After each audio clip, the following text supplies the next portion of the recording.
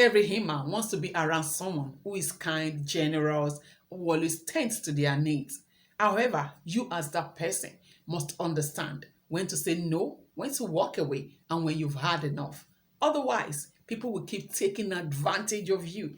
Today, we shall be talking about how to fix being too accessible to people.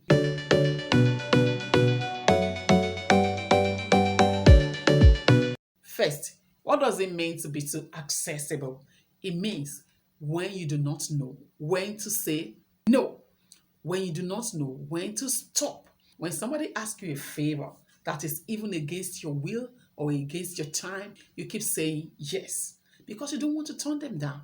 So you are evenly accessible to people and you allow people to force their opinions down your throat. They make you do things you don't want to do. They make you go places you don't want to go. They make you buy things you don't want to buy. That's being too accessible to people. It's okay to be available for your family, friends, and loved ones, but not at your own detriment. So I'll be giving you 3 proven steps that I have used in my own life. Number 1, set healthy boundaries.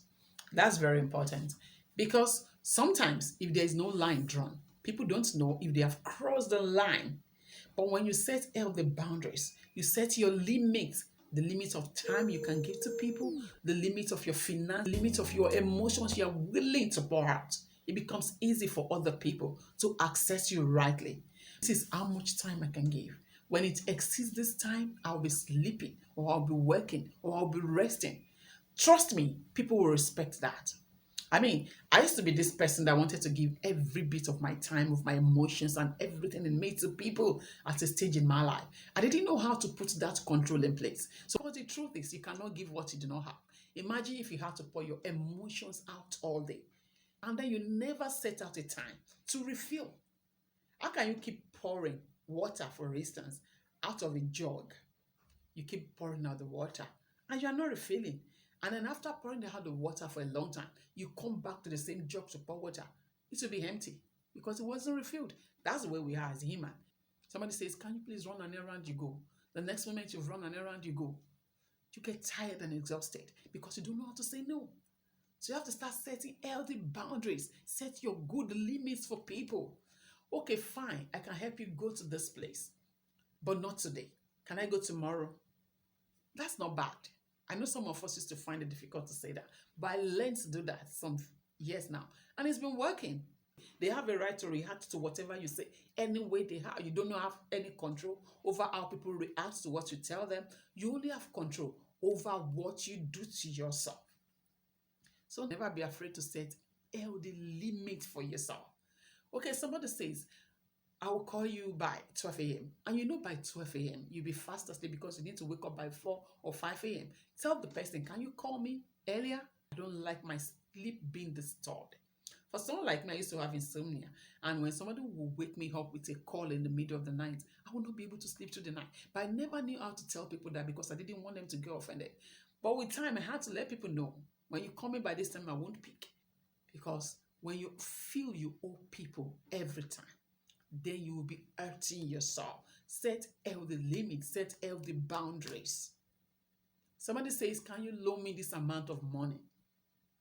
And you know that what you have is $10, not $50. You can part with $10 without feeling it.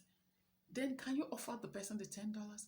Except if it's really urgent and you have the money to give. If you do not have, then stop straining yourself.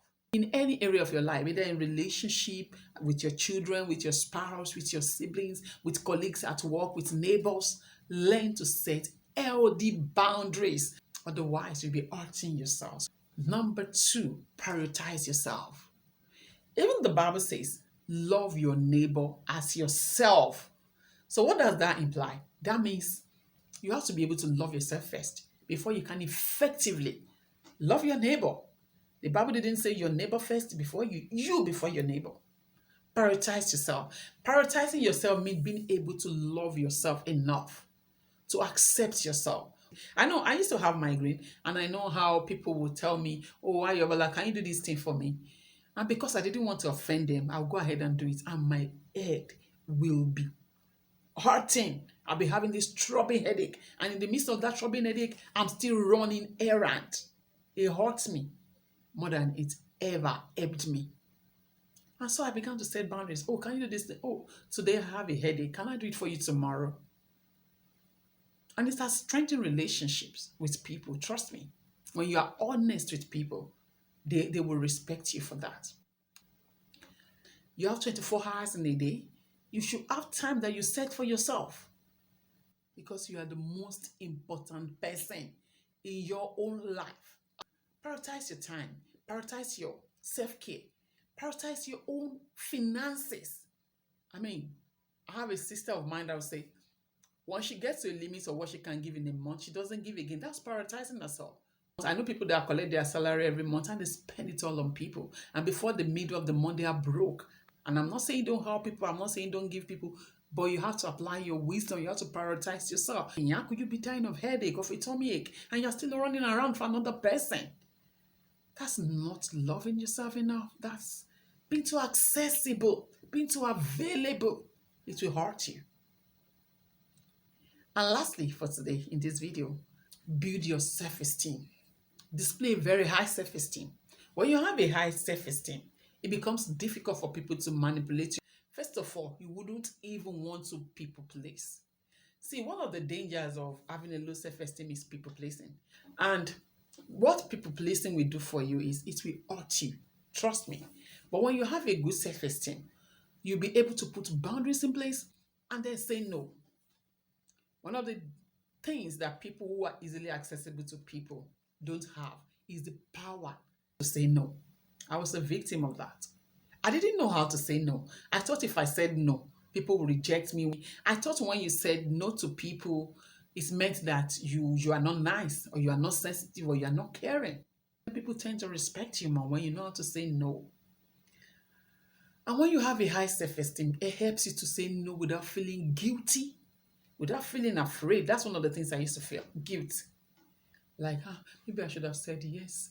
Even God says no at times. So we should take a cue from God. He says no. Build a high self-esteem. Know when to say no. Know when to walk away. Know when you've had enough.